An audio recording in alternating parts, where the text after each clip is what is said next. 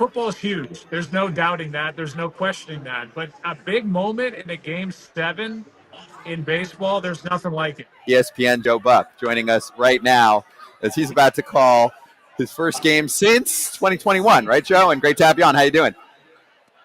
Hey guys, yeah, 2021. That's the last time I laced them up. I guess. I mean, I did a game last year with Chip Carey, but sitting here with Bill Schroeder, Joe Girardi, getting set to go, and can't wait. It's going to be fun. Weather is ideal here at Yankee Stadium, so all good.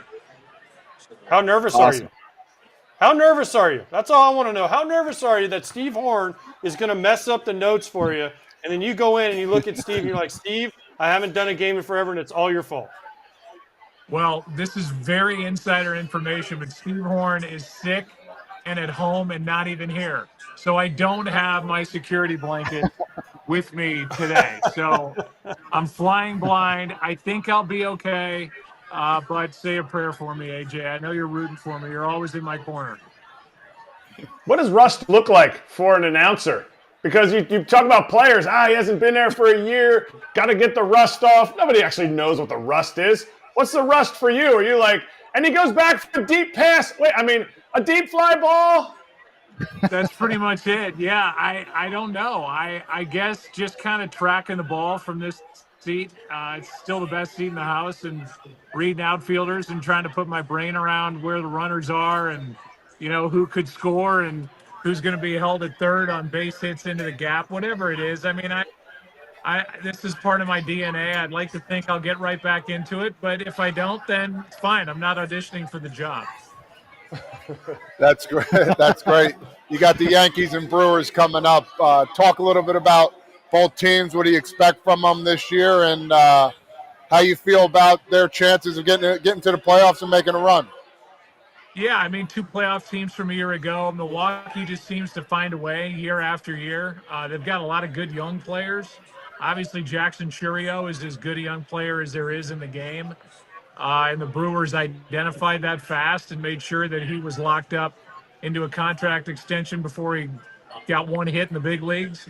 And, pitching-wise, they're a little banged up, but they've got Freddie Peralta going today, so they've got their ace on the mound. And for the Yankees, I mean, you guys know, in particular, this is a team that is World Series or bust every year. And, they don't have Garrett Cole. They don't have Giancarlo Stanton. They lost Juan Soto.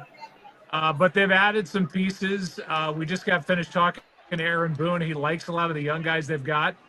So there's a lot to like. It's just that they're going to have guys mature, whether it's Austin Wells, the catcher, Anthony Volpe, the shortstop, who needs to take the next step. I mean, on and on and on. Jason Dominguez, a rookie that's going to be starting in left field. They need young guys to play well to go with Aaron Judge and Cody Bellinger and some of the other veterans they have now on this team. Hey, Joe, we've been having this conversation earlier today about opening day being a national holiday. I'd like to hear your opinion on that. And do you have a favorite opening day from all these decades of you and your family being in baseball?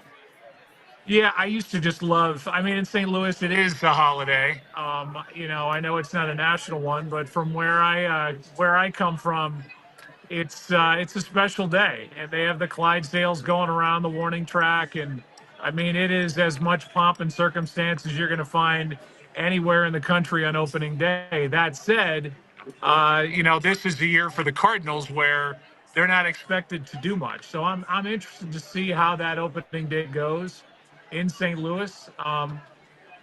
That's going to be fun to watch for me and to see, I think, more the reception for members of the front office with the kind of offseason that they've had. It's been a long time since you go into a season with a team that really hasn't done anything to improve their team. And the one stated goal they had in the offseason was to trade Nolan Arenado, and they didn't even get that done. So it's still a special day. I just, my dad being on the field, I miss that, reading the names of the players, seeing them come around in the cars and getting out at home plate and getting the big ovations. It's special in St. Louis, but it's going to be special here today at Yankee Stadium too. Joe, as someone that has worked a game with you. Meaning one game with you. You know, I miss you in the booth because for baseball, I know people say, oh, you know, they give all the crap to Joe Buck, but I personally, I think you're the best. When you hear Joe Buck, it's a big game, right? So I miss you in the booth. I know you have Joe Girardi next to you, so say hi to him for me. I don't know if Ed Speeda's with you, who's your stat guy. Tell him he knows where he can go. And it's not, hey, Joe, hey, buddy. You know, Ed Speeda, stat guy, tell him he can go wherever he needs to go. It's not there. Call a women's lacrosse game. But how much do you miss baseball? I know people say, oh, Joe Buck, you know, because you take all the heat, and we've talked about it many times. And I'll tell this story. First time we ever worked together, 2011, I think, in Detroit. We walked into the hotel bar, and I'm like, I'm with Joe Buck, the coolest dude in the world. And fans started giving you crap. And you just looked, I don't even know what you said, but you had like, the guy's like, I hate you, Joe Buck. And you're like, thanks for listening or something. And I'm like, this guy gets it. So that's why, to me, I miss you doing baseball. I tune into all your broadcasts and football. But do you miss baseball and the World Series and all the things you did? Yeah, I miss the big games. I miss the big moments. There's nothing like when people ask me, you know, what do you prefer doing? Football is huge. There's no doubting that. There's no questioning that. But a big moment in a game 7 in baseball, there's nothing like it. There's nothing like it in sports. As I've said, though, before, it takes a long line of work to get to a game 7. It takes a lot of reading. It takes, you know, for you guys, it's different for players. I mean, that's what you're grinding for. For us, it takes a lot to get there. And so I don't miss the day-to-day. I love the game. I watch the game. I'm a fan of the game. But as far as where I am in my life with 6-year-old twins and daughters in their 20s, it's just a better lifestyle for me to be just doing football and watching baseball as a fan.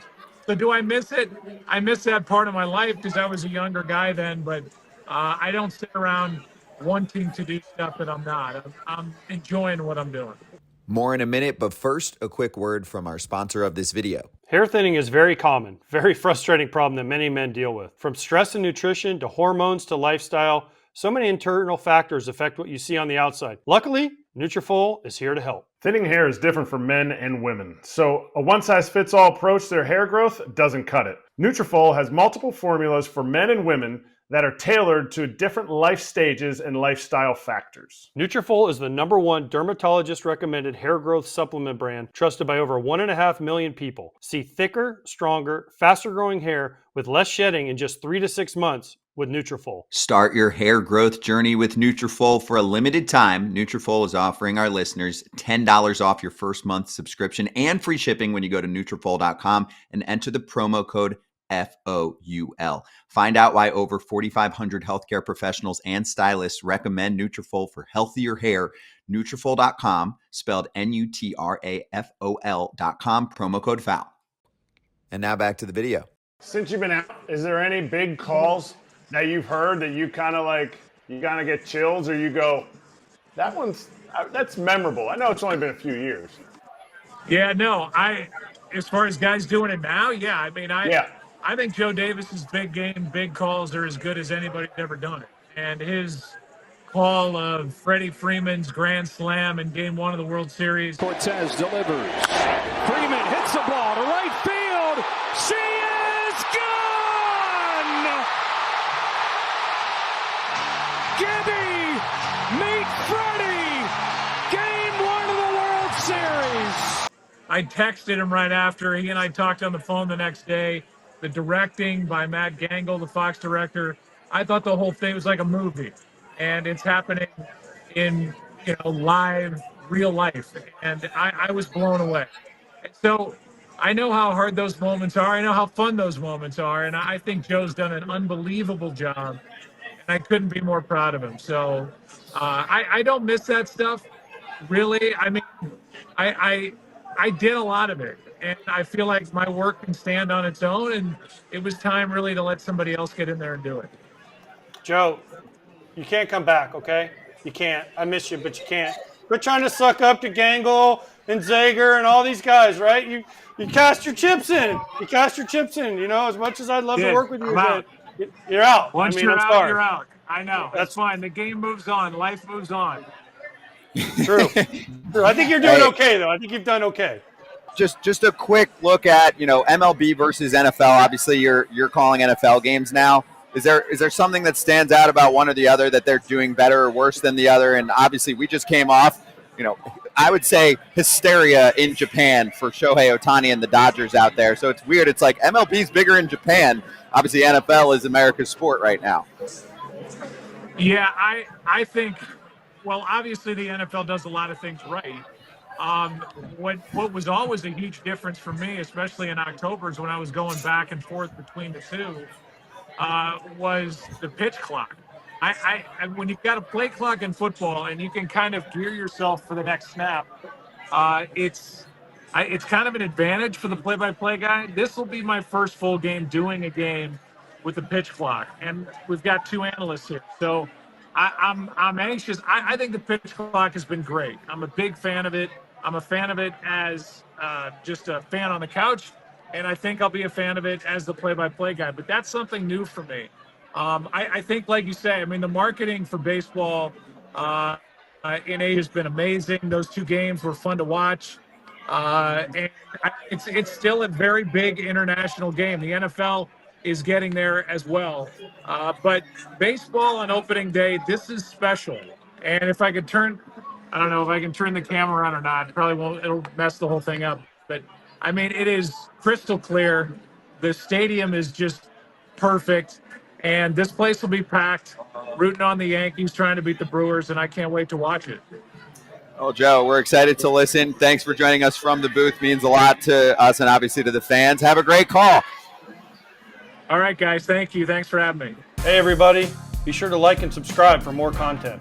We're back here every weekday, all year long, so do not miss an episode. The videos are coming in all day. Here's another video you might enjoy. Baseball the way it should be covered.